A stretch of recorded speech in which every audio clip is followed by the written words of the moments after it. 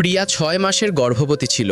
একদিন সে তার স্বামীকে বলল, আজ অফিস থেকে আসার সময় আমার জন্য কিছু খাবার নিয়ে এসো। স্বামী ভালোবেসে বলল, ঠিক আছে, নিয়ে আসব। তখনই শাশুড়ি কটাক্ষ করে বললেন, আজকালকার বউদের অভ্যাস খারাপ, তারা আরাম আয়েশ খোঁজে আর বিনা কারণে স্বামীর টাকা নষ্ট করে। এই শুনে প্রিয়া দুঃখী মনে বলল, থাক, আনতে হবে না, আমি এখন থেকে আর বাইরের কিছু খাবো না। সন্ধ্যায় যখন শুভ অফিস থেকে বাড়ি ফিরল, তখন সে দেখল তার মা অনেক ভাজা পোড়া খাচ্ছেন। শুভ হেসে জিজ্ঞেস করলো, আরে মা, এত কিছু কি ব্যাপার? তখন মা বললেন, বাড়িতে তৈরি হয়েছিল, তাই ভাবলাম খেয়ে নি। শুভ অবাক হয়ে বলল, বাড়িতে তৈরি হয়েছিল মানে? মা বললেন, আরে বাড়িতে অতিথি আসার কথা ছিল, কিন্তু তারা আসেনি, তাই ভাবলাম আমি খেয়ে নি। এই শুনে শুভ তার স্ত্রীর দিকে তাকিয়ে বলল, তার মানে এই সব তুমি বানিয়েছো? তারপর মায়ের দিকে থিরে বলল, মা, তুমি তো জানো প্রিয়া গর্ভবতী, আর এমন অবস্থায় তার পক্ষে ভাজা পোড়া রান্না করাটা কষ্টকর। মা রেগে গিয়ে বললেন, আচ্ছা, তাহলে এখন তুই বউয়ের পক্ষ নিবি আর আমাকে